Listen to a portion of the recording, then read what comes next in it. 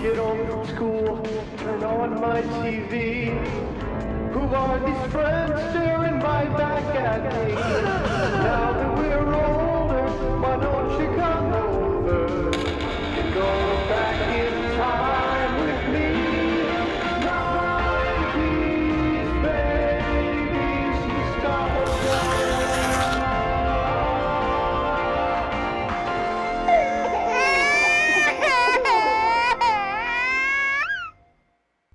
Hi, I'm Amanda, And I'm Jessica. and this is 90s Babies Nostalgia, where two fully grown millennial women rewatch and sometimes, and in this case, watch for the first time, tween entertainment, usually from the early 2000s. Just to be clear, we are not affiliated with or sponsored by any of the shows, movies, channels that we discuss in this podcast. We just love watching TV and movies. And today we are watching and talking about Hocus Hocus Pocus. Pocus 2. Ooh, this is part two of our spooky season event. We're so happy that we thought about this, honestly. Like, we were already recording Phil of the Future. Spoiler alert, that's what's up next on our channel. We have already posted about it. But then we were like, wait a second. It's October. We haven't started posting Phil. What if we did something fun? And Hocus Pocus 2 just came out. We had to know what it was like. We had to watch it. And if we're going to watch it, we might as well talk about it. Yeah, and I can't speak for Amanda, but spooky season is my favorite season. I don't like horror, but I love Halloween. And so to be able to like do a couple Halloween episodes for you is just like so fun.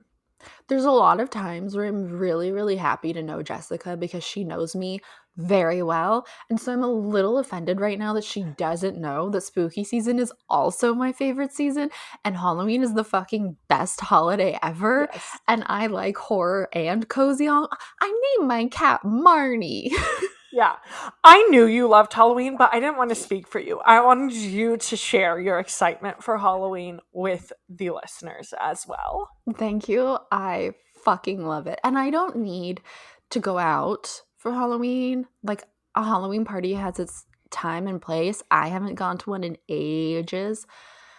I loved trick-or-treating as a kid, and now I honestly just really love like fall vibes, cozy, witchy shit. I love the movies and to just like immerse yourself in the magic of it all for a bit, you know? Yeah. So, in the immersion of the magic, we have Hocus Pocus 2, which was released on September 30th of this year, 2022. It's almost a full 30 years, we're at 29 years from when the first Hocus Pocus was released. And unlike the first one, this was not directed by Kenny Ortega. It was directed by Anne Fletcher, who, like him, is also a choreographer who does some work. I think most notably she worked on the Step Up films. Mm. I think she directed like the second and third. But yeah, that's sorry. My only note of change is Anne Fletcher, but that's not the only note of change. We still have the three Sanderson sisters as introduced in our first episode on the first Hocus Pocus. You should go listen to it if you haven't seen the movie. But we've got Mary, played by Kathy Najimy, Sarah, played by Sarah Jessica Parker, and our leader of the three, Winifred Winnie, played by Bette Midler. But we don't have Max, Binks, Danny, any of them from the first one. Instead, we have a whole new group of kids. Mm-hmm. And I don't have any of their names written down. So, Jessica, could you please tell us who they are? Before we get into the new group of kids, I do want to say we do get one more repeat character. Doug Jones does come back as Billy Butcherson again in Hocus Pocus 2. I'm going to start out with the young Sanderson sisters. So young Winnie is played by Taylor Henderson. Young Mary is played by Nina Kitchen, Kitchen is a great last name. I love it. Young Sarah is played by Juju Journey Brenner. And then we move into our modern cast of characters, which Becca, who is the main character outside of the sisters in Hocus Pocus 2, and she is played by Whitney Peak. And then we have her best friend, whose name is Izzy, and she is played by Belissa Escobedo. And then we have the kind of estranged friend from the friend group. Her name is Cassie, and she is played by Lilia Buckingham. Her dad, who is the main character, he plays the mayor of Salem, and he is played by Tony Hall. Oh, I didn't realize. Wait. Tony Hale. Yes, Tony. Wait. Oh, I thought you meant that the actress's dad plays the mayor, and then I remember that the mayor is actually the character's dad. I was like, wait a second, they cast a father-daughter duo? No. Cassie's dad, who is the mayor in the movie, is played by Tony Hale. Mm-hmm. And then the just other, I would say, two people of note is Gilbert, who is like the owner of the magic shop. Mm-hmm. And we'll get into his character a little bit more. He is played by Sam Richardson. And then Cassie's boyfriend, his name is Mike, and he is played by Froy Gutierrez. Now, I have a question for you. Yeah. Already. We're in the cast. We mentioned in the previous episode we just filmed, we have Billy Butcherson, Winifred's lover turned corpse. Yes. He comes back in this one. Is it the same voice actor? It is the same character. Yes. It's Doug Jones. It's same person. That's fascinating to me because I thought the voice sounded nothing like the original voice. Well, he's 30 years older. Sure, but voice acting. Sure. It was like a different accent. Anyway, we're getting ahead of ourselves.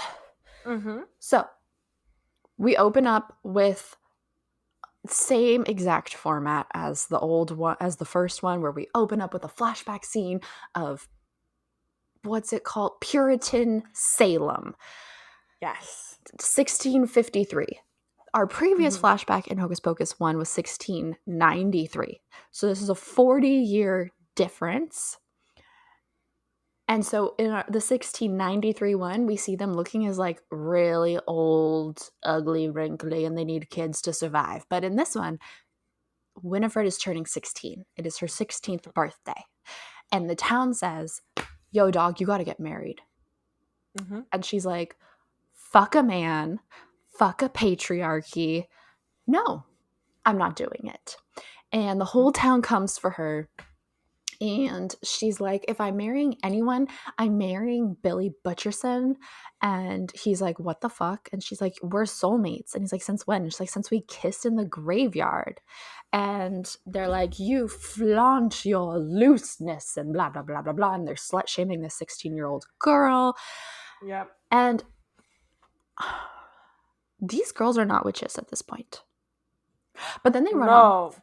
They run off into the Forbidden Forest. So Winnie gets banned, and they try to take, young Winnie gets banned, and they try to take her sisters from her, and she ends up getting her sisters back, and they run off into the Forbidden Forest. Where they are greeted by the most majestic, beautiful, out of place looking Gwendolyn like witch. Yeah. Who's like, children, let me eat you. Wait a second, you guys are witches. Mm-hmm. Don't listen to those fuckers over there. Here's a book of spells. But don't do this one that makes you really powerful. The book doesn't like it. Yeah. Okay, cool, bye. Like, that's kind of it. Yeah. Did she say anything else important? Nope. She is hot, but other than that, nope. She's like ethereal in a way that no one else in this franchise is. Yeah. Like, she looks like she's out of like Maleficent. Yeah. And already in the beginning, I just want to say, like, you can tell, obviously, 30 years of cinematography is a big difference, but you can also tell the budget has gone up and that Disney has a higher claim to this now that it's being put on Disney Plus, that it's, like, much more polished, the coloring and everything has that. I think I think the original has this charm where it looks kind of like real life. Like, things aren't in HD and things aren't super vibrant. Um, and this one already you're seeing like everything is very nice and very like color coordinated and well saturated and sharpened. Do you know what I mean? It's polished. Yes. It's way more polished. You can tell graphics have gone so far. It looks a lot crisper. Yes. I also okay, is it too early to ask questions about the plot? What part of the plot are you asking questions about? The part we've already discussed? Yeah. Yeah, you can ask questions. Okay, so my question is, in the beginning of the first one, 40 years after this one, they look like they're about 80 years old. They have white, wiry hair. They have wrinkles. They look awful. And then they eat kids. And then they're like their normal age. And in this one, they're 16 and younger. And how did they get that old looking? And also, that was their first child that they ate? Because if they looked that old, then they probably haven't eaten a child before. But they seemed to know what they were doing. And the whole town was like, oh, they're luring again. Like, they knew what they were doing. So, that's my question is like, how did they get so old in only 40 years? This goes back to when I said I thought they were in their late 50s. I was right because they're 56 in Well, the first film. they are if you follow this timeline, but they look a lot older than that before they drink Emily. I think they look like they're in like their 40s or 50s after they drink Emily's soul, like throughout the normal film. Hmm. How old do you think they look in the first one? I would agree. Really, I don't know. I think that they didn't look as old as you're classifying them in the first film, but when they did drink Emily's soul and became younger, they didn't look that much younger. Anyway, continuity. But then, so we're now in Salem present day, which, fun fact, some parts of this were shot in like sets in Massachusetts and Rhode Island near Salem. I don't know where the first one was shot. I think it was actually in Salem and Massachusetts areas, but a lot of the second one was also shot in Providence, Rhode Island while I was living there. And so you see Becca and Izzy walking through high school. That's Brown. That is fully Brown's campus. Oh my gosh, how cool! I didn't know that. Uh-huh. And so we open up, and it is Becca's 16th birthday, and she and Izzy are talking about how their friend Cassie isn't really their friend anymore since she's been dating Mike. She's been not hanging out with them for the last 4 months, but it's their birthday ritual, which is very clearly witchy. And already I'm like, oh, they're Yes. witches. Yes. They really hint at Becca and Izzy, I would say, being witches, but they carry crystals around. They go into the forest every single year to do this birthday ritual, which they stated they started when they were 5. And I was like, I don't understand whose modern parents are letting 5-year-olds go into a forest to do a ritual, but whatever. I don't know if they always do it in the forest, but I did remember just now the other important thing the ethereal witchy lady from the 1600s says, which is that a witch is nothing without her coven. She says that in the early clip, whatever, when she's giving Winnie the book, and she's saying that like her coven's gone now and she's lonely. And so that's important to remember. You've got the 3 Sanderson sisters, you've got Becca, Cassie, and Izzy. Sorry, no spoilers, but like it's an important parallel. Okay, Jessica, The please other continue. thing Yes. The other thing she said that you just reminded me is she does say that the forest is a place that witches come to charge their powers, which I feel like is important as well. Yes. So they're talking about doing this ritual, and then they're gonna have a sleepover at Izzy's house and watch movies after their ritual, and that's what they're gonna do.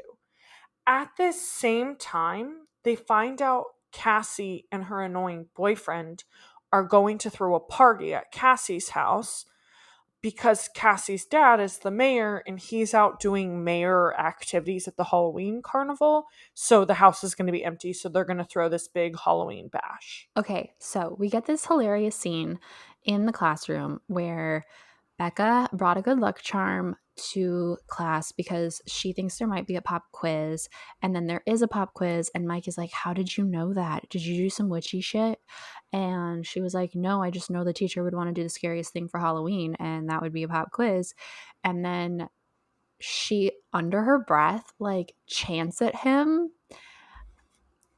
just vegan food. She's like spirulina, like tofu, blah, blah, blah, blah, blah, blah, blah.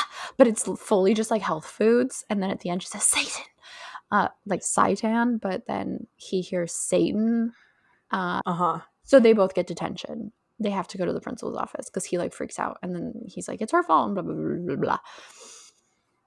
So they get detention. Cassie's there when they are talking to the principal. And that's how they find out that Cassie's having a party. Or they found out from Mike, but then she's like, you wouldn't have gone anyway. And blah, blah, blah, blah, blah, blah, blah.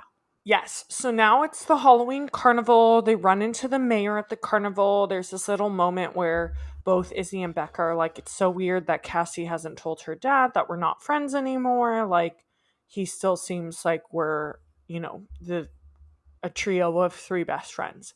And so they run into the mayor and then they kind of run off to the magic shop, which Gilbert owns. And we meet Gilbert. And he's doing like this presentation or performance at the magic shop talking about the legend of the Sanderson sisters. And he has the spell book like locked up in a cage and a display case, but it's like locked up.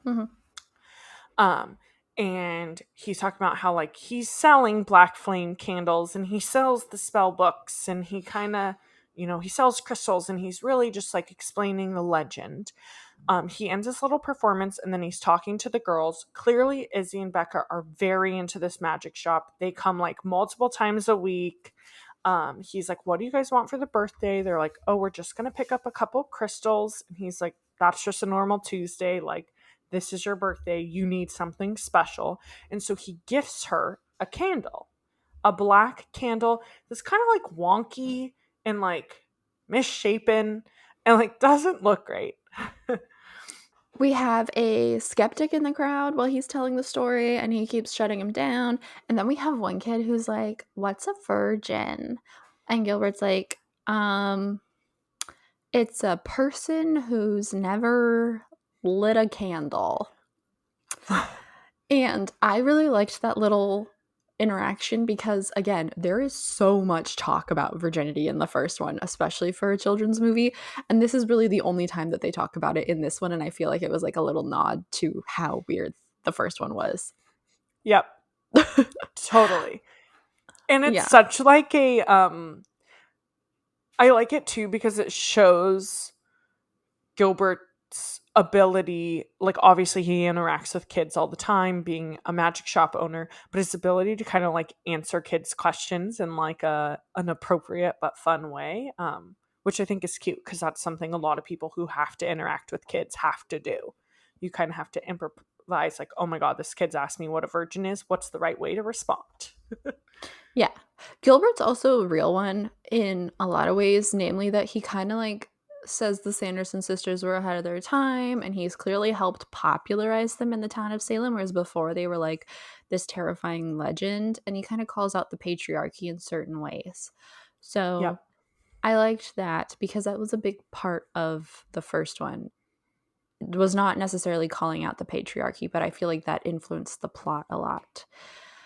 And in general, when it comes to witches, I like calling out the patriarchy. But, so, the girls go to the woods to perform the ritual for the birthday.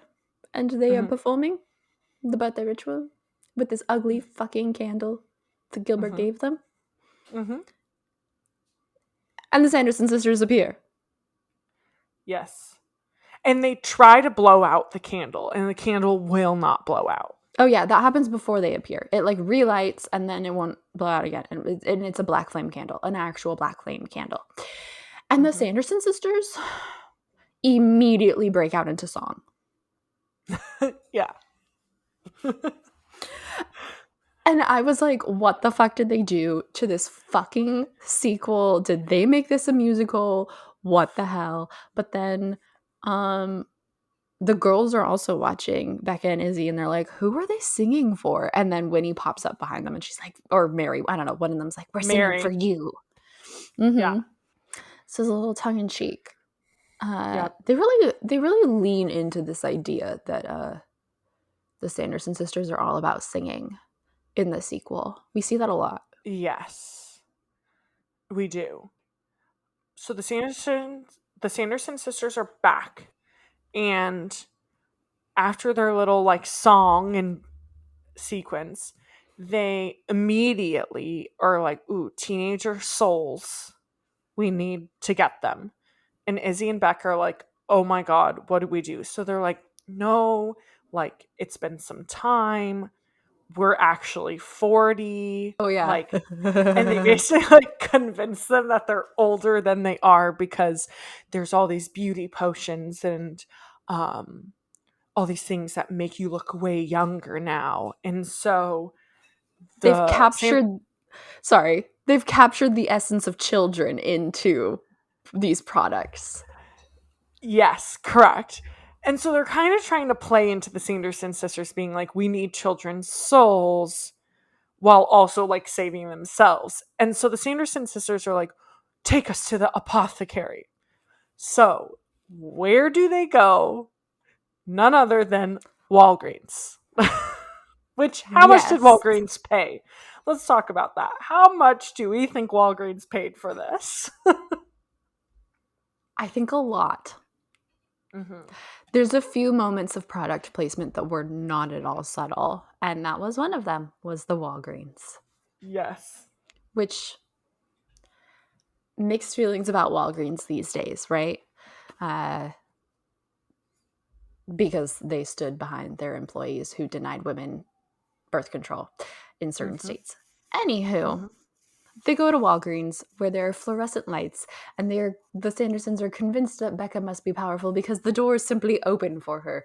And they go down to the beauty cream aisle, and they're literally drinking the lotions and eating the masks. And like, also, I'm so confused because they're like, it tastes like lavender, but like things that smell like lavender would not taste like lavender.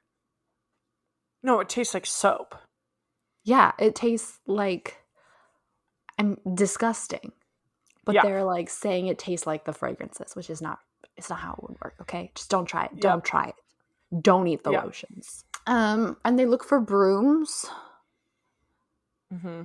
They realize they've been tricked at some point in the Walgreens. Oh, they see them, someone takes a picture with them because they're like, yo, you're the Sanderson sisters. And there's like a fun filter, and they're like, oh my god, we look so beautiful. And then they see themselves in a store mirror, and it's like rounded, and they're like, oh my god, we're so ugly, you tricked us, you are teenagers, we hate teenagers. And how do Becca and Izzy get away? I don't even remember. So Izzy goes to find salt because Becca's like, we need salt, and they end up putting salt around them, and it creates like a full-on barrier. Like Winnie like shoots out the lights, and then she goes to like zap Becca and Izzy, and there's just like a barrier around them. Again, salt should not be that strong. Well, salt blocks off bad spirits. That's not that much of a block. How do you know? Have you ever needed to use salt to block off bad spirits? How do you know I haven't? I don't. Winnie gets a broom from the Halloween section, but it's the last one left, and she's like, it's just like my old one. And the other girls are like, what are we gonna do? And so Sarah gets like a Swiffer mop, I think. Uh-huh. And Mary ends up on 2 Roombas. Yes. This is so important. I loved that they did this. I love that they kept up with the like broom mop vacuum, but like modernized it. It was great. And her flying around on the 2 Roombas is just TV gold. It's too good. It's hilarious. It's so funny because she wouldn't know that those were cleaning anything. Like the vacuum, you could kind of think it's a similar shape, whatever, she's going to grab it. But this, she was like, the sales associate said it was the last one left and they have a mind of these are of their own. So like she spoke to the sales associate to ask like what he has, like a broom. And she said that they do have a mind of their own. And she's like on them and she goes, I'm surfing cowabunga, which Yeah.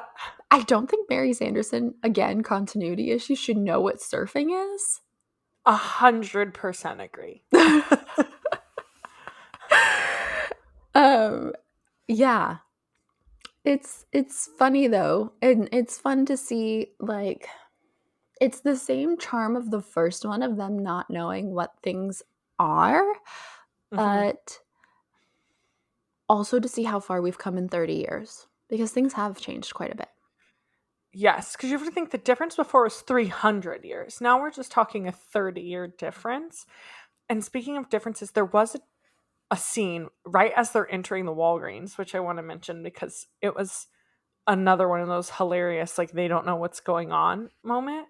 And there's the automatic doors to get into the Walgreens. And they're like, oh my gosh, she just stepped up and it just parted for her. Like, and they're like trying to figure out how an automatic door works. I also want to say at this point, like, as soon as the Sanderson sisters came back, I was like, oh yeah, this is definitely higher budget. Because even though it's been 30 years and these women are now, I don't know how old the other two are, but I know Bette Midler's in her 70s. They look better than the first one. Oh, yeah.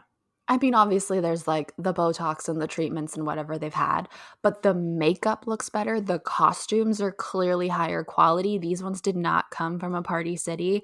They're all like, they're different costumes to the original. They're all the same colors and silhouettes, but whereas like Sarah used to have these like sheer lace tatters, now it's like velvet, corseted.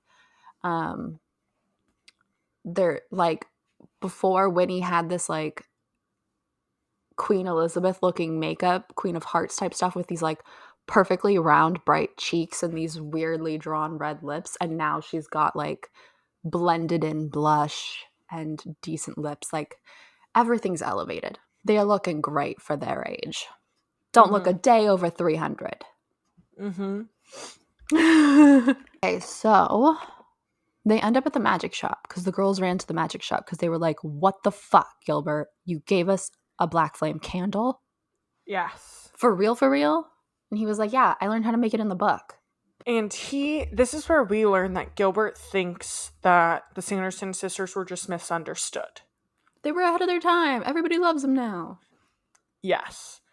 And that he admits that he's been trying to get them back since 1993 because he saw them flying when he was trick-or-treating as a little boy in 1993, and that's what developed his fascination with them.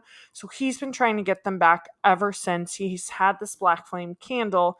This is, I would argue, the only other nod to virginity they make is when they're like, well, why didn't you just light it? And he kind of was like, well, I can't. He was like, it wouldn't have worked. And they were like, ew. Yeah, exactly. How do you feel about the whole Gilbert thing?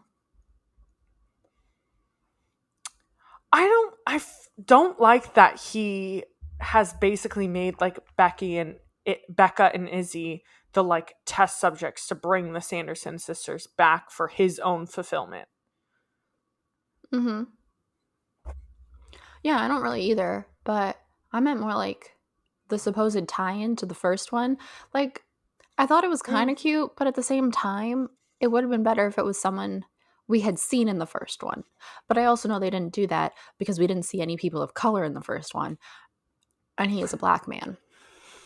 Yes, a lot more diversity in this cast. And if we're talking about that specifically, I guess it didn't bother me. I thought it made sense that they had to have some sort of tie-in on why this guy is so obsessed with the Sanderson sisters, why he views them and almost idolizes them in the way that he does. So I didn't mind it. And the Sanderson sisters end up at the house because Gilbert opens the book so that they know where it is. The house, which is also the magic shop that he set up in their house. And they come in and they lock Becca and Izzy in the basement dungeon that Gilbert didn't even know existed. And they tell Gilbert, hey man, here's this magic, what's it called? Hourglass. When the hourglass runs out, if you haven't collected everything we need for this potion, you die. Yes. And this time, go ahead. This is when they decide that they are going to do the Magic High Maximum spell, which the book doesn't like, that the like ethereal witch in the beginning, in the flashback, explained to the Sanderson sisters that like, you don't do this spell. They decide in that moment that that's their last option. That's the spell that they need to do. The book doesn't want to show her the spell. And when he eventually gets the book to show her the spell, and she just kind of like breezes past the warnings. The warnings. And why did they settle on this instead of eating children? Was it just like eating children has been too much of a hassle? Yeah, I think it's too much of a hassle. They're only back for one night. They don't know when they're going to get this opportunity again. And so they're like, we want to be all powerful. It's our only option. Okay. Is to do this spell. And one of the things that Gilbert needs is the head of a former lover. So he's sent to Billy's grave, and Billy's been awake this whole time. Unlike how Binks got sent off to die, Billy being woken up by Winnie was not undone when they died in the last one. So he's like, yeah, I've been sleeping here for like 30 years. What the fuck? No one ever put me back to rest. And Gilbert's like, they're back. I'm trying to kill Winnie. Because also Billy's like, that hag's awake again, and says that he was not her lover. They kissed one time and she's ruined his reputation for eternity with this myth. Yes. And so Gilbert says he's trying to kill Winnie, so Billy will help him. And so the two of them go off on their little scavenger hunt to get all of the things that they need. And also, I kind of feel like Billy talks like a pirate in this one. Billy does talk like a pirate in this one, yes. Thank you.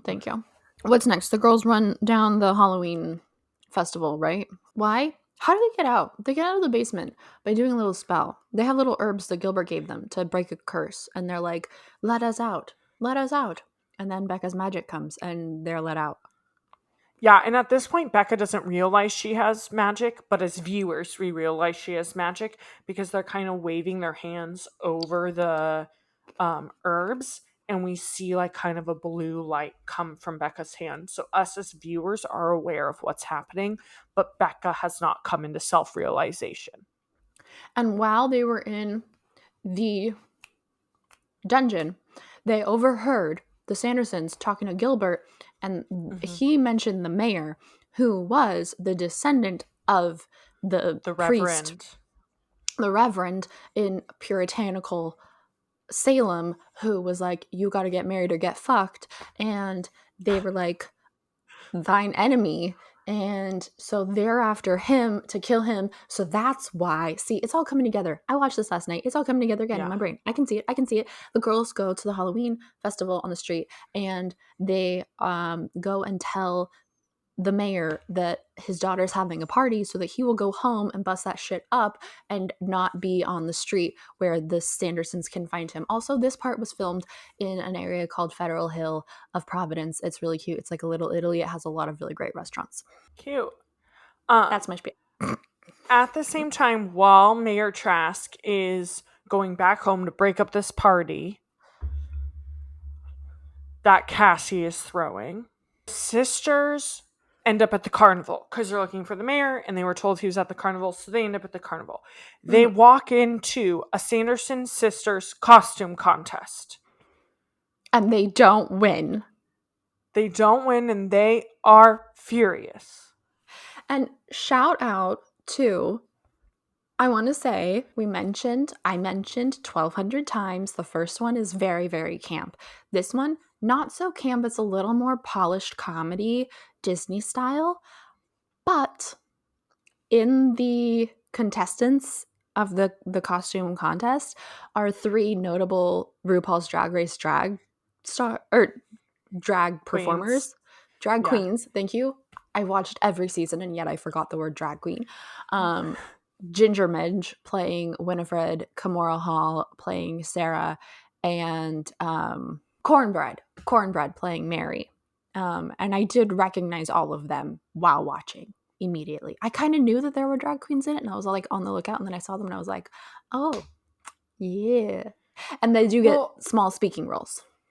Yeah, and I liked that they incorporated the drag queens in very appropriate ways. So the Sanderson sisters lose the Sanderson sisters costume contest. So then Winnie goes and like takes over the microphone, like in disgust and in disbelief that they did not win. And one of the drag queens goes, "Oh, she's doing a bit." And I like loved it. Yeah, and then she does a whole performance of One Way or Another with the spell from the first one. And I just have to say there are more than enough covers of One Way or Another. I was disappointed in the song choice. Okay, I didn't feel the same way. I thought it was fine, but that's a fair disappointment. Uh-huh. And she tells the mob that they've enchanted to find the mayor, but then the mob is really slow and they're like, fuck this, I don't have the patience, and they leave. Yes.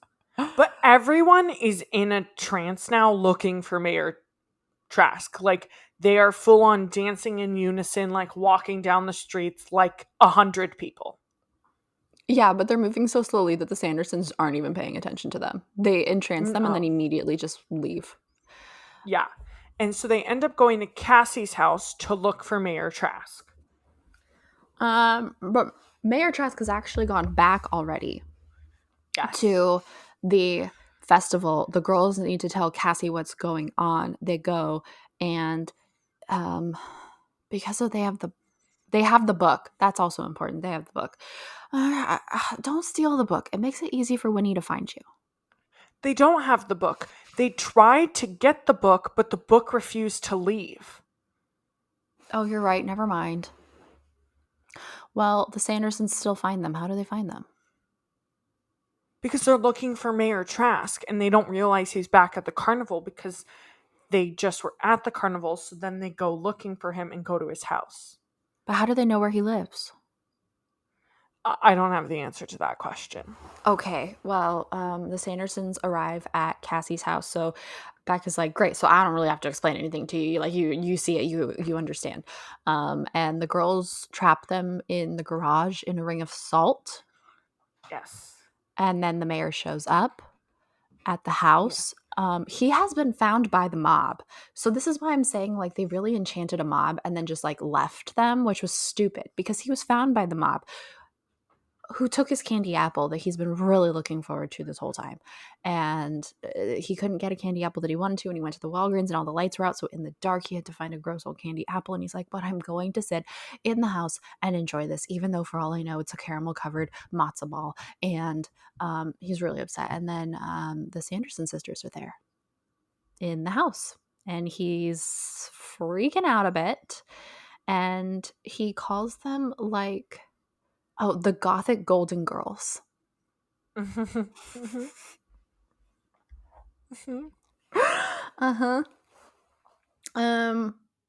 Yeah, there was a whole time where like the girls and Mike are sitting outside before the dad comes because they've had them trapped in the salt circle for a while. So there's some talking before that, but there's this really funny revelation where they say that Mike's been bullying them, and he's like, I've just been saying you're into witchy shit because you are, and saying it's weird. And they're like, How do you not realize that pointing out people's differences and saying that they're weird is Bullying. is making fun of them?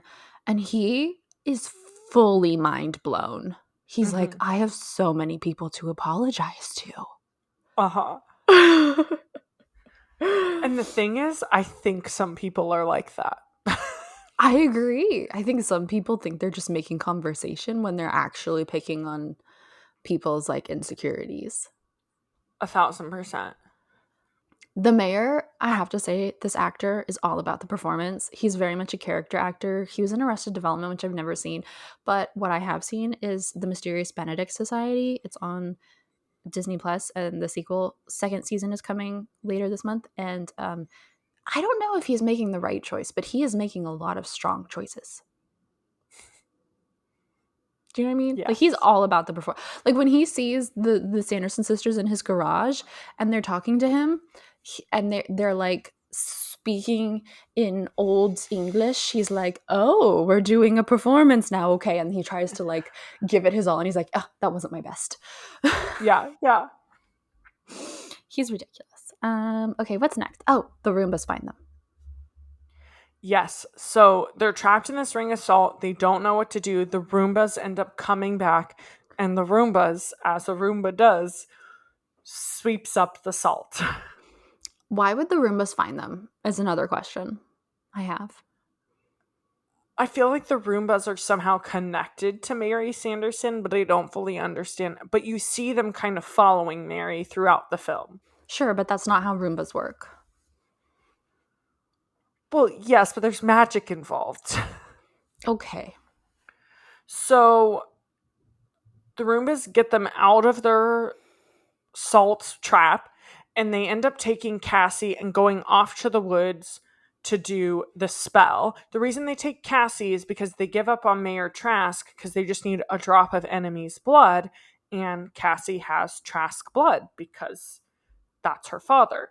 So Izzy and Becca are chasing after and trying to go into the woods to catch up. And the Sanderson sisters are doing the spell, and it doesn't work. And this is the moment in which Becca realizes that she has powers. Also, continuity issue, kind of. Winnie does the classic book call, which she did in the first one. But in the first one, the book would just like wake up, wiggle its eye around. That's it. But this time she did it, and it went soaring through the air and the town and straight into her hand. Yeah. Which is not how it worked. But okay, yes, they are doing the thing, and they specifically mention that they have to say it 7 times, the enchantment this time, and they're like, oh, so long, who has the patience for that? But they have to do it 7 times. Becca realizes she has magic, and Izzy's like, I hate to rush this pivotal moment of yours, but is there any way we could use that?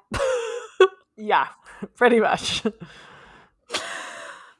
And she's like, you're 16, you're a witch now, but we need to fucking figure out the Sanderson sisters issue because, like, the time's ticking. Like, yeah. And she, like, is that where she just, like, shoots the blue shit at the blue lightning at Winnie or something? she does. And then in some part of this, Becca ends up being able to summon the book to her. Yeah, she's like shooting these little blue lightning bolts at them, which distracts Winnie. And then Mary and Sarah realize that they can also shoot these lightning bolts out, and they didn't realize they had power before. And I don't know how Becca figured that shit out before they figured that out. They're how old? And then there's this like back and forth, and Winnie's like, I am the most powerful of them all, and your magic won't matter once I've finished this. And then Becca just summons the book. The book just changes loyalty. Why? I don't think it works that way.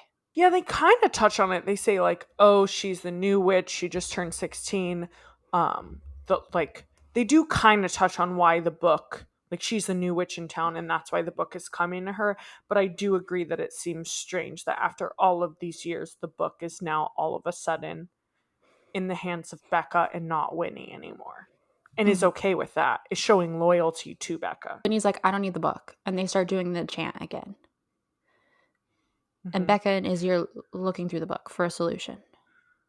Yes, and the book shows them the page of the warning for this Magicae Maximum spell that the Sanderson sisters are trying to perform. And they read the warning, and this is where Becca and Izzy learn that the definition of power is shared. So the power needs to be shared, and that in order to get Magicae Maximum, you give up what's most important to you. And so Becca's like, we need to go explain this to Winnie, and then she won't do the spell. Yeah, they're like, the warning is the solution. And they arrive, and Winnie and the sisters finish their 7th chant, and you see her get all this magic, and she's so powerful. And the sisters are like, ooh, we will be alive forever. It worked. The sun is rising. We're not turning to dust. This is amazing. And then they explain.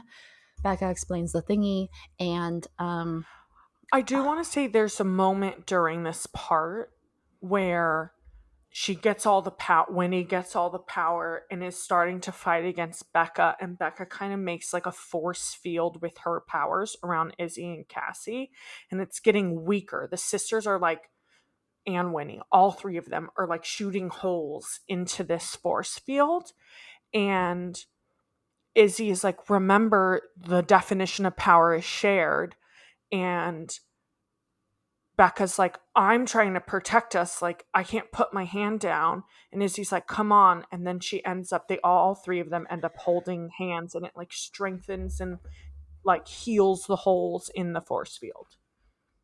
I think that happened before they finished the Magicae Maximum spell, because I think that's when Winnie was like, whatever, I don't need the book anyway. But I don't know for sure. But yes, that did happen. That was an important thing. They made a coven, and Cassie's like, did we just do magic? And they're like, yep, you did. And then they warn, okay, so the spell's done, and she's like, you're going to lose the thing that you love most. And then Mary and Sarah are like, the air is taking away my fingers. And then they disappear. And this took so long that I wrote the note. I thought Sarah and Mary would disappear. Oh, wait, wrote this note too soon. Because I felt like it took so long because they got to run around and not die in the sunlight first. Yes. The wind is stealing my fingers. That's the line that Sarah says. I also thought that Winnie knew that she would lose her sisters. Like, But she didn't read the disclaimer. I thought she read enough of it, and she kept saying things like, your magic won't matter when I've completed this spell and I'm the most powerful. So I just felt like there's this moment where her sisters disappear and immediately she regrets it. And it felt to me like the Grinch when his heart grows 2 sizes. And I just, I don't know. I wasn't convinced that she cared that much about her sisters because she treats them like trash all the time. Yeah, that's what I was like, right? The whole thing is the spell gets rid of the things you love the most, so it takes away her sisters. But like, my thing was like, well, does she love her powers the most, or does she love her sisters the most? Because I could argue both ways. I think there are many moments where it seems that she loves her powers the most. Also, the book cries, which just feels a little like overkill. It also sweats earlier in the movie. I like it. I don't, but yes, it does. Becca finds a spell to join Winnie with her sisters, but it's not that they come back, it's that she goes to them. So she disappears with them, and there's this huge flashy glittery light stuff. Boom. Yeah. And Billy is also undone and gets in the glittery light stuff, which I don't understand why that happened this time but not last time. That's the end of the film. I mean, the girls keep the book. The girls keep the book, and there's this very cute scene which I love of the three girls walking out of the forbidden forest, walking like the Sanderson sisters. It Like is they're very doing that funny. It like feels very angled. It's a very cute decision they made to end it that way. yeah, especially because they do it. They just like fall into it, and then at the end they're like, "What are we doing? Oh my god, it's the Sandersons and the Walgreens walk. That's what." Yeah, it's very um, cute. and then as the credits roll, we get a full-on music video of the Sanderson sisters singing yet another song, and Yep. this is where you can tell like this sequel was made for the fans because this is such a cult classic and beloved. But it was also kind of made for the actresses because you can just tell how much they love sinking themselves into these characters because this is a dumb music video in a dumb sequel and they're like giving it their all, just frolicking around the studio. Like Sarah Jessica Yes. Parker loves a frolic as Sarah, you can tell. Yes. And then did you watch the end credit scene? Yes. You seem I think. confused. The credits. Is it fully after the credits? Because if it's fully after the credits, no, I didn't watch it. Well, it's after the music video and after the credits. Then no. Okay, there's the music video, and then there's the credits, and then at the very end, you go back to the magic shop, and you see there is a black cat in this one. It's not Binks, it's Cobweb. He's just a regular cat. He doesn't talk, but you see him sitting in the magic shop on a shelf, and there's a box next to him, like a shoebox that's labeled BF number 2. Oh, I did. I didn't watch that last night, but I did see the clip today when I was doing research this morning. So I knew there was like I don't want to say spoiler, but a teaser, I guess is what you would call that. And that is the plot of Hocus Pocus 2. Yeah. What did you think, Jessica? I loved it. I thought it was so Really? cute. Yeah, I really liked it.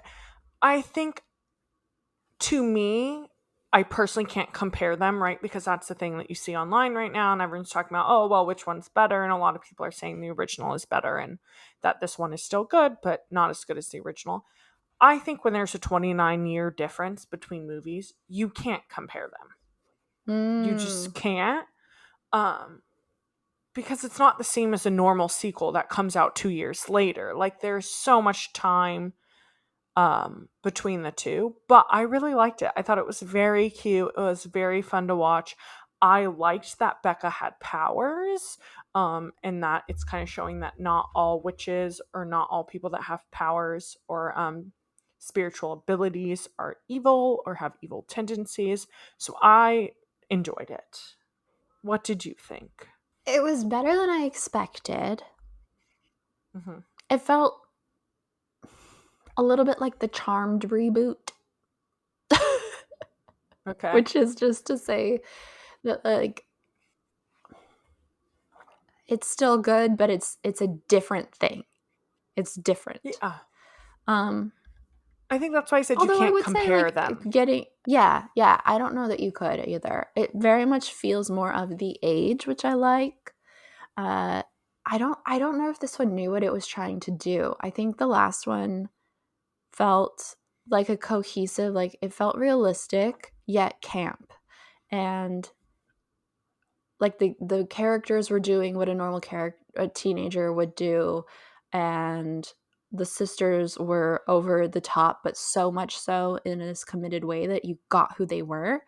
And this one, it's like Becca and Izzy and Cassie felt different to who the mayor was, felt different to who Gilbert. It was almost like Gilbert and the mayor were living in a different version of this town to the one Cassie and Izzy were in. Plus the whole idea of like the magic shop and them practicing magic and stuff. Like you've already kind of taken it out of the real world, where it's the other one was very much in the real world. Do you know what I'm saying?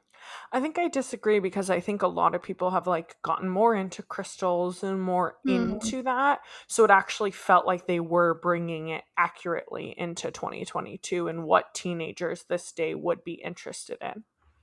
That's fair. I did also really like some moments that we didn't mention, like when the Sandersons are in the mayor's house, there's an Amazon Echo that's talking to them like, sorry, I didn't hear that. And they're like, there's a little woman trapped in that box.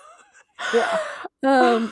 There's a line where like they see a car and Mary's freaking out and then she goes, my mistake, it's just a small bus, which is like the continuity of them learning what a bus was in the first one.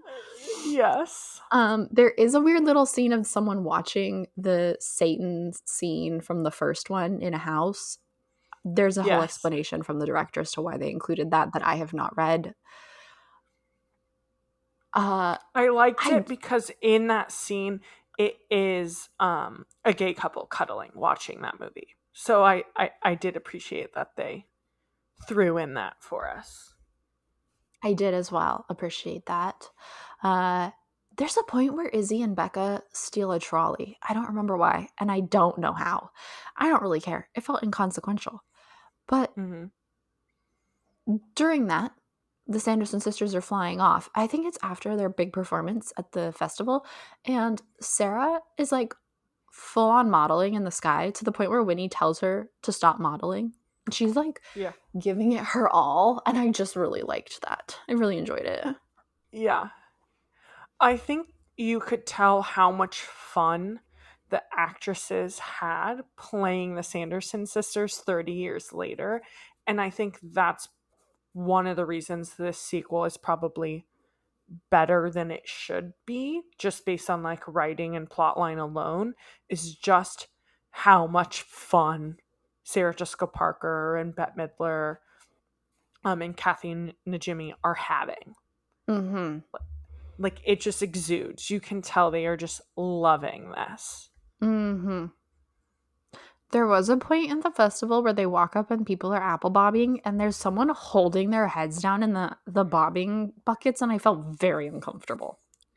Yeah, me too. And they're like, oh my God, are they drowning them? But then they come up with an apple, and Winnie's like, they might be roasting him on a spit. What else was I gonna say? I had something that I was gonna say, but oh, I know. What would your ideal sequel have been? Oh. Is it a cop-out if I say don't know if I have an answer? It's fine. I'm really asking you so I can share my answer. So, but yeah, you can think about what it. is your? Yeah, I'll think about it, but I don't really think that I would have an idea of an ideal sequel. I think I was pleasantly surprised and pleased with this one. So, because it starts out with the ethereal witch giving the book to Winnie and the whole talk about the coven, and then we see Becca and her friends and little blue sparks and stuff, and they're clearly witches, or she's clearly a witch in her coven.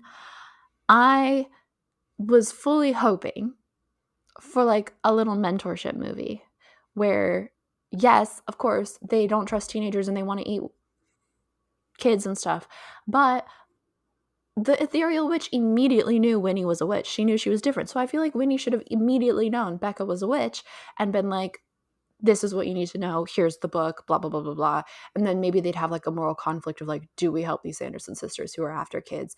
What does this mean? I have to be after kids as I grow up and stuff, and like all of that. I wanted a mentorship movie. Yeah. I feel like that would have been good. Yeah, I agree. Well, clearly they're setting it up for a Hocus Pocus 3. Who knows if we'll get one? They haven't announced if that's in the plans. Like, none of that information is out there, but clearly they're leaving it with the option to make a third. Yes. How do you feel about that? Disney's got to make that money. I mean, I don't think it needs a third. I think they gave the fans what we wanted.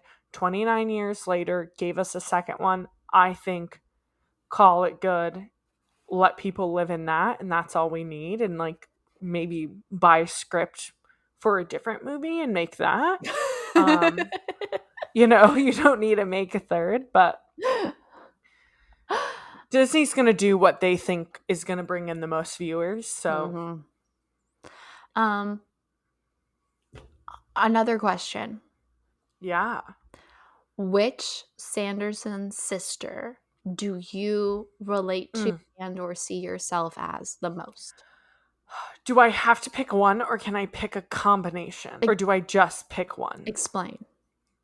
Okay, so I feel that I really identify with Mary because she's so quirky and uniquely herself. Also, like, sometimes I hiss at people and I really have to like hold myself back from like biting people, and that just feels like a Mary Sanderson sort of thing. But then also I feel like I relate to Sarah in her like ditziness and dumbness of like what's going around her. Like, sometimes she's just so focused in her own brain that like the awareness of everything else just like exudes her or escapes her, and I feel like that is me. Okay. I How could see about that. you? I think I want to be a Sarah because she's a master seductress and I love a hot bimbo. Yeah. I think I want to see myself as one.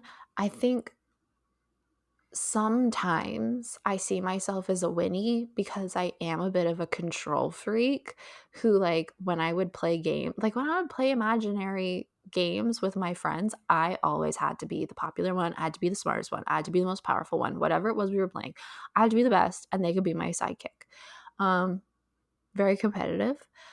But I think in my heart, I am mostly a Mary.